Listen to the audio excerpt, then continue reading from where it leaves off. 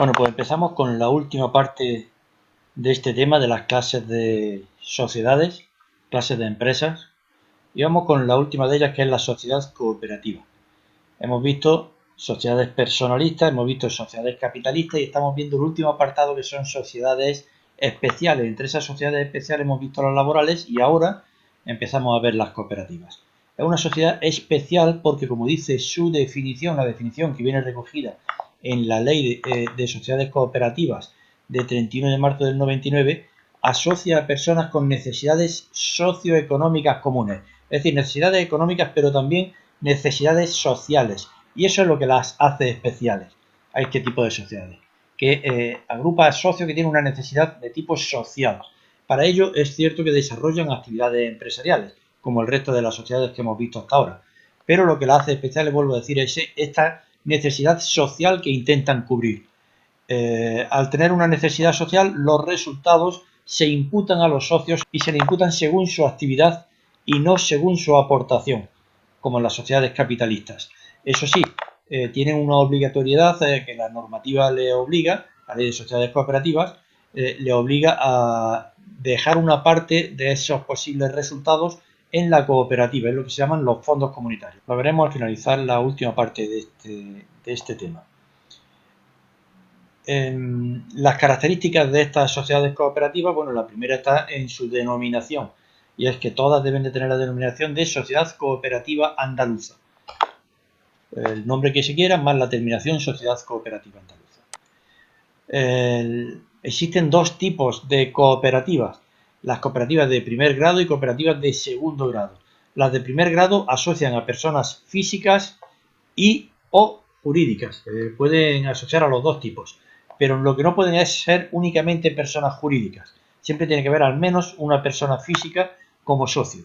Esas son las cooperativas de primer grado y tienen un mínimo de 2 socios. Esto viene recogido, la última modificación a este respecto está en la ley de cooperativas andaluzas del 18. Por eso el número de socios no coincide con los que figuran en el libro, pero en la sociedad cooperativa, en la ley de cooperativas andaluzas, sí que lo establece que el número mínimo de socios para las cooperativas de primer grado son 2 y al menos una de ellas como persona física. Existen también las cooperativas de segundo grado que ya sí asocian únicamente a personas jurídicas y también tienen un mínimo número de socios que son de 2 cooperativas. Pues bien, esta es otra de las características. La responsabilidad de los socios pues, está limitada a la aportación, pero eso sí, en los estatutos se puede establecer que la responsabilidad sea superior a la aportación y sea también de tipo personal, es decir, que englobe el patrimonio personal de los socios. El capital mínimo que los socios tienen que aportar no viene establecido en normativa, sino que se establece o puede venir establecido en los estatutos. De todas maneras, ese capital es variable, puesto que no depende del número de socios que haya. No existe una cuantía fija y varía según el número de socios. Se puede establecer que cada socio, al hacerse socio, pues aporte, vamos a poner, 100 euros a la cooperativa, pues entonces dependerá de la cantidad de socios, dependerá del capital que haya. Ahora, eso sí, debe de estar suscrito y desembolsado en un mínimo del 50%, según establece la ley de sociedades cooperativas andaluzas. El impuesto que pagan este tipo de sociedades es el impuesto de sociedades. Los socios de estas cooperativas se incorporan y se pueden dar de baja de forma voluntaria y libre en el momento en el que quieran. No es como en las sociedades limitadas, que tenían algunas limitaciones. En este tipo de sociedades se pueden dar de baja cuando quieran y se pueden incorporar cuando lo estime. Es voluntaria y libre.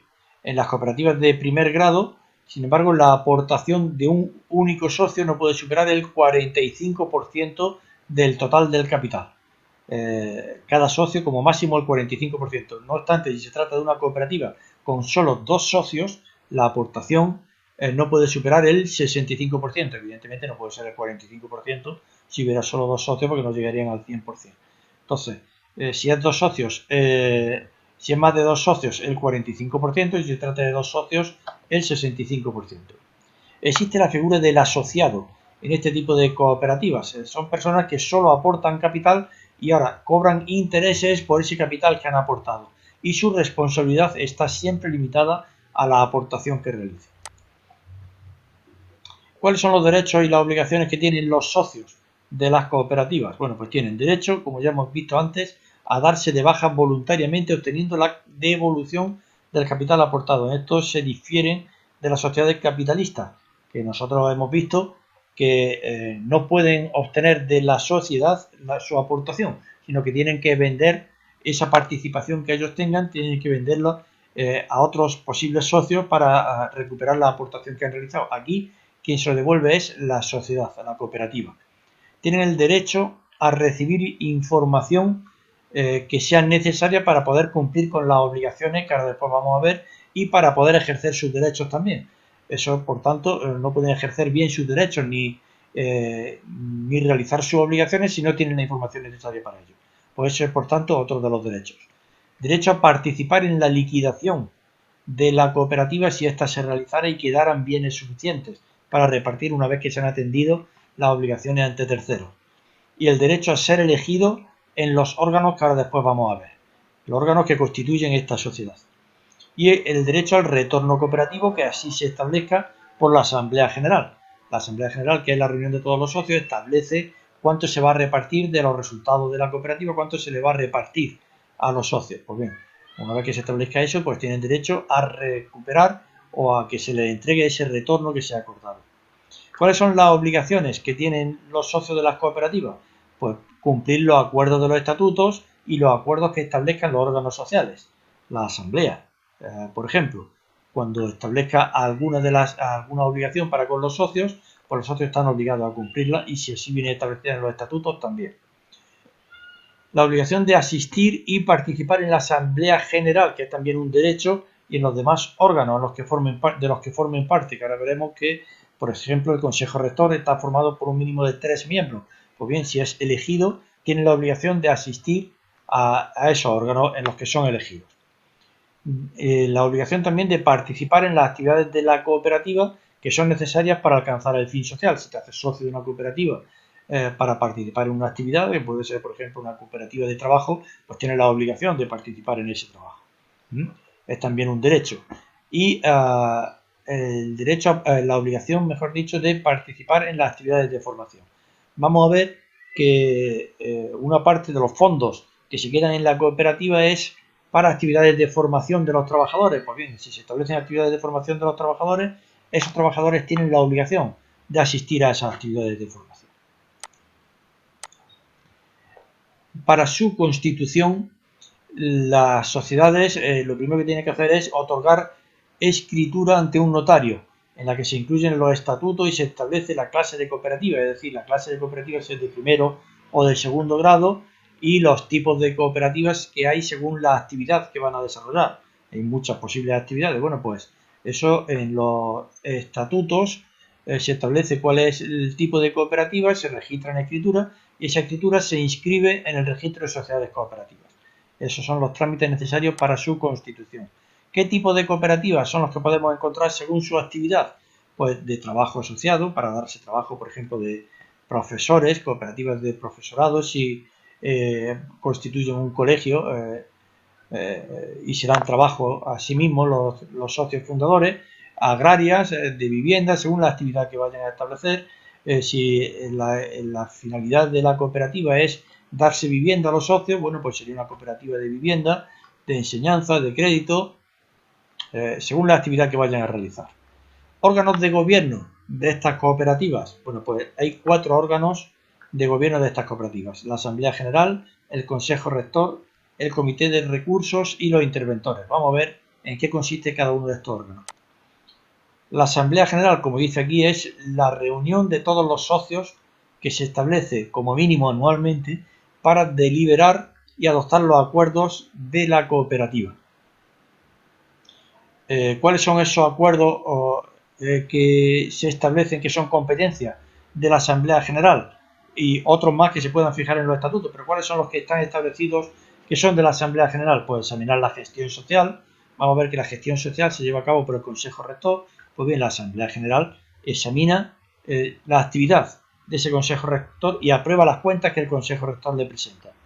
La imputación del excedente, es decir, los resultados, que se hace con ello, eso lo acuerda la Asamblea General. La normativa ya establece una parte de ellos qué es lo que se hace, pero el resto lo decide la Asamblea General, y establecer la política general de la cooperativa, de las actuaciones de la cooperativa, las grandes decisiones, en definitiva, de la cooperativa, que las toma la Asamblea General.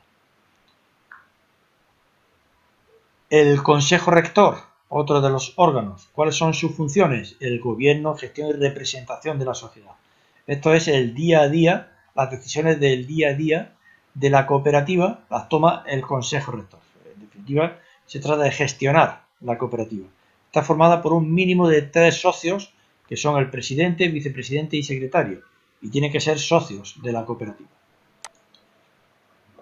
La intervención, que es otro de los órganos, que su función es realizar la censura de la actividad del Consejo Rector. ¿Cómo realiza esa censura?